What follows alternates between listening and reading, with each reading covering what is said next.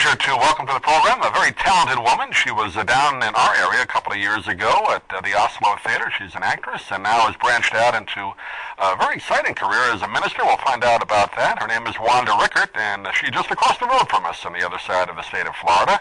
And she joined us by telephone today. Wanda, thanks for being with us. How are you? I'm doing just terrific. I'm just so glad to be speaking with you. I had mentioned that I did the plexiglass slipper at the Oslo, and I fell in love with Sarasota, and I almost moved there. But I'm back on the other side right now doing my new work. I got a chance to meet you a couple of years ago. I guess it was 3 years ago now, when you were in our studios from a different station doing another talk show, and I happened to be the engineer that day. I'm glad I was, because as I told you then, I was a big fan of yours. I saw you on Broadway back in the day on 42nd Street, the show 42nd Street. It was a great pleasure to meet you then. Thank you so much.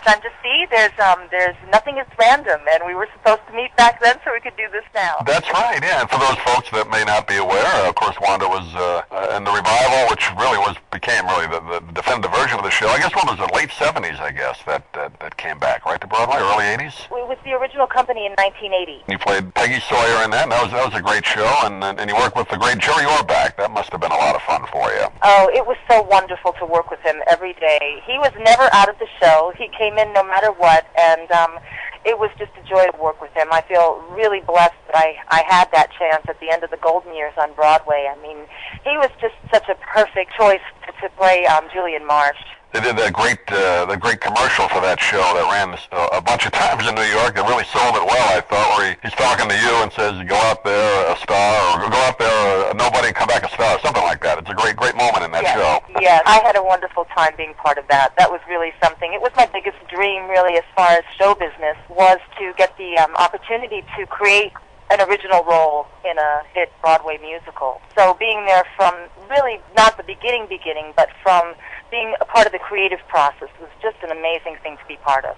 That must be interesting, because the material was there from, I guess, with the 30s they did the movie, but I guess it wasn't on Broadway then, right? They took that film and made it into a Broadway show, so it must have been kind of fun to take that material and try and put it on a stage where you do it live every night. Yes, and it was, a lot of changes and a lot of things that changed between the characters, because it really wasn't a very heavy book show. Even on Broadway, the writers were credited with lead-ins and crossovers, so it certainly wasn't the Pulitzer Prize drama that Chorus Line was. But, it was just one of those shows where you could bring your family and everybody left the theater singing, which was rare even then. It was just a fun day at the theater.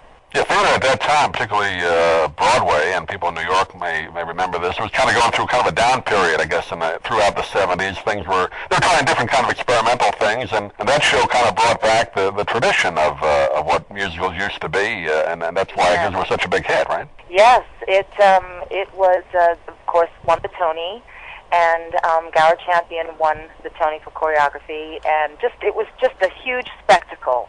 And being on the Winter Garden stage, it had such a large, wide proscenium that everything just looked so big, and it was just it was exciting.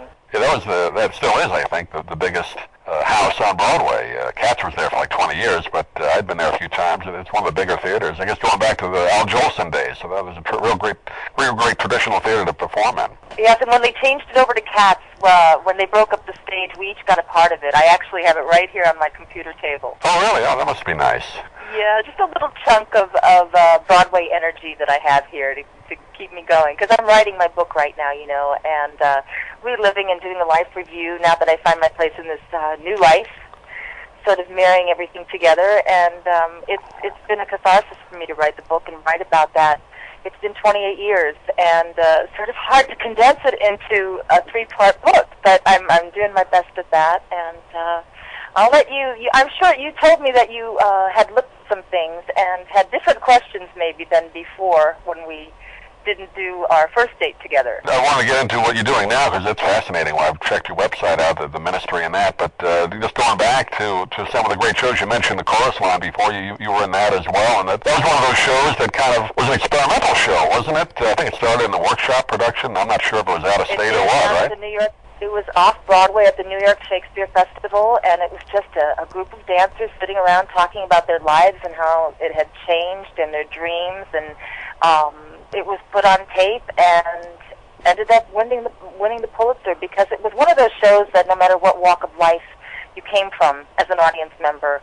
When Paul hurts his knee at pretty much the end of the audition, and the question is asked, what would you do if you couldn't dance anymore? You know, no matter what would anybody do when faced with not being able to do their passion and what they've done all their lives because of an injury or some other catastrophe. And it just was poignant. And the song, What I Did for Love, I think just touched everybody's hearts. And it was just, I never got tired of doing that show. Great music in that. Marvin Hamlish wrote that. And a minimalist set. I mean, it really didn't, I think at the end there's a little bit of fancy stuff with the mirrors, but other than that, it just, the dancers in that chorus line literally on stage, and they each get a chance to kind of tell their story. It was a different kind of show, and it was on, I guess, about 8-10 years. Didn't it run on Broadway the first time around? Well, it ran, actually, I believe, for 15. I was part of the gallery performance. And when it did become the longest-running musical, and that was something else to be with every company that had ever done it, that Michael gathered together. I think there were 350 of us on the stage doing the finale. That was pretty amazing, the whole rehearsal process and the reunions and the tears and people that weren't with us anymore. It was just incredible to be part of that as well. I've had a really incredibly, what would you say, eclectic, sort of intricate career in show business, and then left Broadway to be a mom and went through a lot, so I find myself here. I actually think, and I do want to even let them know, I will write a letter soon, but my experience at the Asolo doing the plexiglass slipper was seriously the most wonderful theatrical experience of my career. Wow. It was just a wonderful place to work, and the integrity there, and the cast that had been magnetized together just because I believe that people work together when they're supposed to. It was just the icing on the cake. I remember driving away from Sarasota thinking, you know, if that was the last show I ever do, that was the one that was the most special to me. So, that's saying something. Yeah, you did two of the greatest shows ever on Broadway. That's quite a compliment. Thank you. Oh, and for the Asolo, I'll say thank you. Okay, yes, and I mean it from my heart. I really do. What was that experience like 3 years ago? Can you talk about it, or what made it special? What made it special is that there were just so many people that were so passionate about their work and professional. And it was just everybody, it was a lot of, I guess the best word would be simply teamwork. And it just seemed like the cast of everybody, from the wardrobe design to the people backstage to the crew, just everybody there. We all mixed together. It was sort of a little love fest, and I believe much of the talent there from the students at Asolo, being part of working with guest artists like myself, it just was a wonderful group to share with. I spoke a lot about my experiences and tried to do my little empowerment thing while I was there, but it was just a heck of a lot of fun.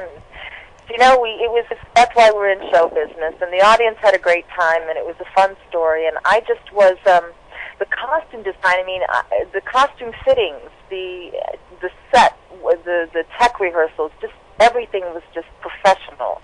And I've done many shows in my career, and I found that, you know, even in the professional theater on a large scale, the integrity was just better there at the Asolo. I'm going on about it because it really was just such a great experience for me. And I did injure myself very badly during the show with a near slip and fall that I probably should have just hit the deck, you know, but as a dancer you want to catch yourself. And just been recuperating from that and on workman's comp for, it's been 2 years now since I'm back on a bike now and doing that and getting back in shape. But I've been doing nothing, so it gave me a lot of time to think and reevaluate my life and where I want to go, in case I couldn't dance again like I was able to.